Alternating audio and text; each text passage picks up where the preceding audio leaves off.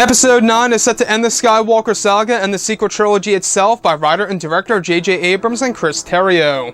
This is Mike Zero. If you guys are new to the channel, do make sure to subscribe to see future Star Wars content.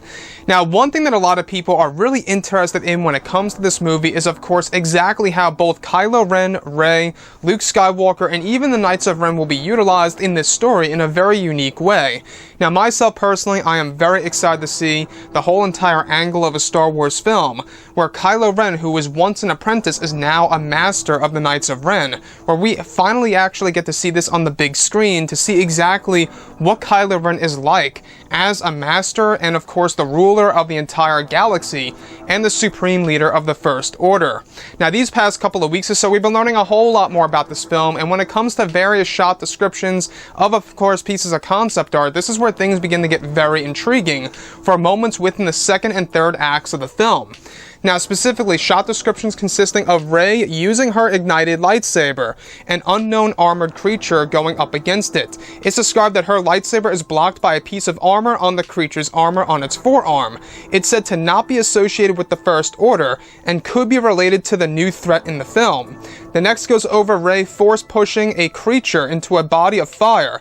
The next goes over all 6 Knights of Ren climbing down ropes off of a cliff during a major thunderstorm, where it said that Kylo and his Knights of Ren go on a boat-like vehicle that hovers over the water, similar to what was shown in, of course, the casino city of Canto Bight. It said that this is how Kylo and the Knights quietly arrive to a village, where the villagers are holding something of great value that Kylo Ren wants. Another goes over a sequence where Rey is said to be running in a tight alleyway, with Finn and Poe behind her, getting chased by stormtroopers. It's described that these are the Red Troopers, known as the Red Fury. It's said to take place in the exotic city after exiting the Dark Prince Palace. Lastly, a description of Kylo Ren interrogating one of the villagers, where it's said that he is lifting the villager up by the neck, where he eventually strikes his lightsaber through the villager's abdominal area, and throwing him down to the ground after retrieving important information related to the MacGuffin. So, what's really exciting to me about all of this is I think that the creature in the very beginning that Rey goes up against is a hint about the new threat in Episode 9. I don't know why, guys, but I started to think maybe this has something to do with J.J. Abrams introducing the Vong, the Yuzong Vong, in Star Wars Episode 9. Just a possibility. I found it very interesting how she's using her lightsaber up against this large creature, where the forearm has a lot of armor on it, where he's blocking the lightsaber blade itself, and then she eventually force pushes him into a body of fire. So this character is actually said to not be associated with the First Order, which could very well be that this is indeed a part of the new threat in Episode 9 that really does intervene or interrupt the battle between the Resistance and the First Order. So the other piece that I do want to go over that really does stand out to me a lot is, of course, this boat-like vehicle that Kylo Ren and the Knights of Ren actually go on in order to quietly arrive at the village.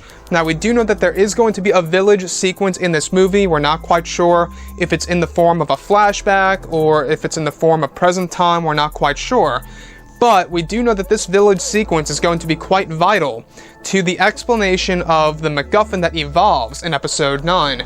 Again, if you guys are just tuning in and are wondering what in the world the MacGuffin is, that is a plot device that moves the story forward through many of our characters in a movie.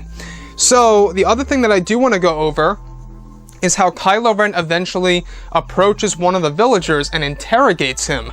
Now, again, like I say, this is a great attempt by JJ in order to make Kylo Ren a whole lot more evil than Darth Vader ever was, and that is indeed the plan by JJ, is that he wants to make Kylo very intimidating in comparison to how he was used in both The Force Awakens and The Last Jedi, which honestly, guys, you know, that to me speaks volumes. It tells us that J.J. Abrams is very goal-driven.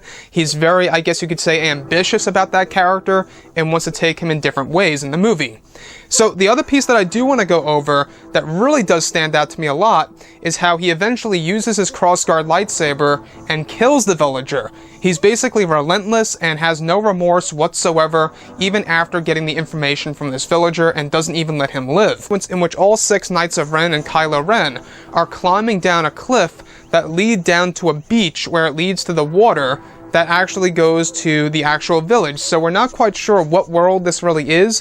We do know that one of the worlds in episode 9 is actually a world based in Legends, specifically in the Knights of the Old Republic video game. Again, another nod by JJ and Chris to, of course, the expanded universe being pretty much inserted into Star Wars Episode 9.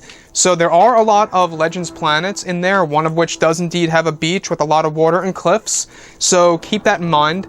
And of course, guys, I gotta say that Rey as a character and Kylo Ren as a character, I'm very intrigued about exactly how JJ is going to use them, where they eventually collide, right? Where they eventually interact with each other, and how that's going to look on the big screen.